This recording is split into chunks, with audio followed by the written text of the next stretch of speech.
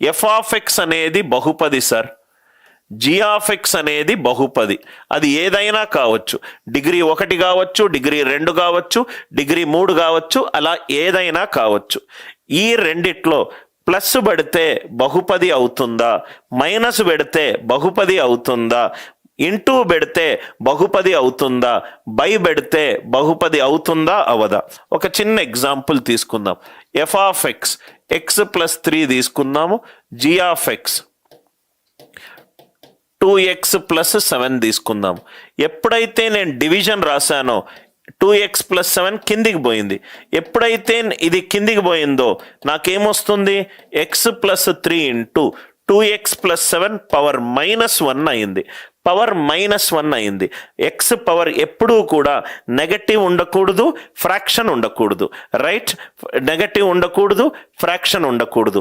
కాబట్టి ఈ పాయింట్ను కూడా నేను ఏదైతే ప్రాబ్లం కాదు సార్, ప్రాబ్లం నుంచి ఏదైతే పాయింట్ని ఎక్స్ప్లెయిన్ చేస్తున్నానో ఆ పాయింట్ దయచేసి మీరు నోట్స్లో రాసుకోండి.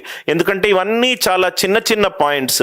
మీకు జనరల్గా ఇంత నీట్గా, ఇంత స్ట్రక్చర్గా, ఇంత డెప్త్గా, కాన్సెప్ట్గా డిస్కస్ చేసే టీచర్లు, రైట్, ఆర్ఎస్ అగర్వాల్ అభిమానులు ఉంటారు, రైట్? ఇక్కడ ఆర్ఎస్ అగర్వాల్ ప్రాబ్లంలో ఉన్న మీరు volume of the cylinder πr²h అని మీరు బట్టిన్లు, నేను మిమ్మల్ని వాల్యూమ్ ఆఫ్ కాన్కేవ్ సిలిండర్ అడుగుతా, మీరు అవుట్ ఆఫ్ సిలబస్ అంటారు. అనిల్ నాయర్ స్టూడెంట్స్ మాత్రమే అటువంటి క్వశ్చన్స్ని సాల్వ్ చేయగలుగుతారు. నేను బేసికల్గా నా టీచింగ్ W అండ్ H క్వశ్చన్ల మీద ఆధారపడి ఉంటుంది.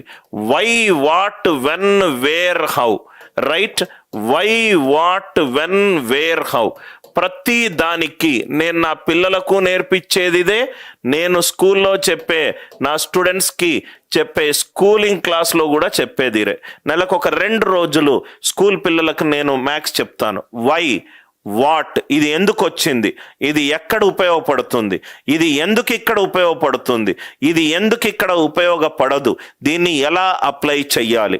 ఈ W and H related questions నేను ఫిన్లాండ్ దేశంలో జరిగే విద్యా వ్యవస్థకి, రైట్, ఒక పెద్ద అభిమానిని.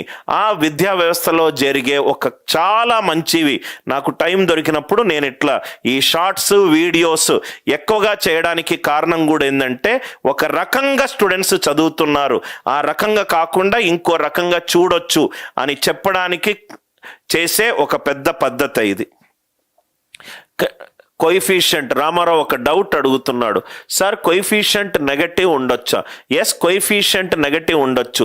కోఎఫిషియంట్ అనేది స్థిరమైన వాల్యూ. మనము బహుపదిలో డిగ్రీ ఉన్నప్పుడు చూడాల్సింది చరరాశి మీద మాత్రమే. చరరాశి ముందున్న వాల్యూ స్థిరమైన వాల్యూ, దానికి తోటి మనకేమీ సంబంధం లేదు. డిగ్రీ అంటే మనం చూడాల్సింది వేరియబుల్ మీద, రైట్? వేరియబుల్ యొక్క పవర్ మీద, వేరియబుల్ యొక్క పవర్ మీద. అందరికీ అర్థమైంది కదా sir? 3x - 1 power 7 is equal to a7x power 7, a6x power 6 and so on up to a1x² plus a0. మనకేమన్నాడు సార్ ఇక్కడ, right? a7 plus a6, a7 plus a6 plus a1 plus a0 మనకు కనబడుతుంది. x బదులు 1 పెట్టుకుంటే కనబడుతుంది. x బదులు 1 పెట్టుకుంటే 3 - 1 2 power 7 equal to a7 plus a6 plus a5 and so on up to a0. మనకు a0 plus a1 and so on up to a7 రావాలనుకుంటే x బదులు 1 పెట్టుకుంటే చాలు.